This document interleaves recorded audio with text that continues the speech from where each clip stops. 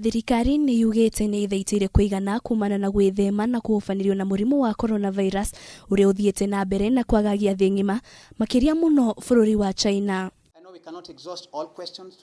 Kuringana na Silas Oguna, mwaria wa thirikari, augite matikwamba gucokia akenya igana rimwe ria mari bururi-ini ucio wa China, makiuga maga kuiga akenya makiria ma milioni 40 hatikaini. Uenda mchakato huo ukaleta shida. Mnielewa?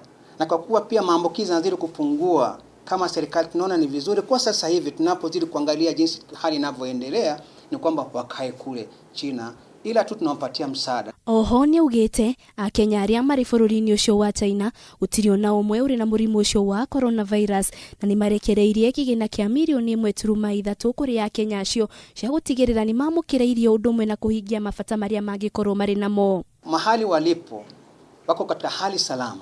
Wote 100, hakuna yote ambaye hadi sasa ameambukizwa. Na nitarudia tena nikisema kwamba wote 100, hakuna yote ambaye hadi sasa ameambukizwa. Oguna nikite ihoya kuri nyumba cia mohoro undumwe na kenyothe kwaga gutambia ndeto cia muhu wa murimu uyu wa coronavirus, akiuga thirikari niyo ingiruta ripoti cigemaine na murimu uyu in this country and in particular through social media and WhatsApp groups.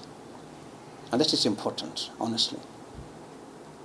Because it may cause unnecessary anxiety, whereas those are just propaganda. Maya mokete orire mwihoko wa ciaria ria marakagira thirikari gucokia ciana cia guku bururi-ini wanite to waringa ihiga kuona kwa ihinda riri undu ucio ndungihotekekana.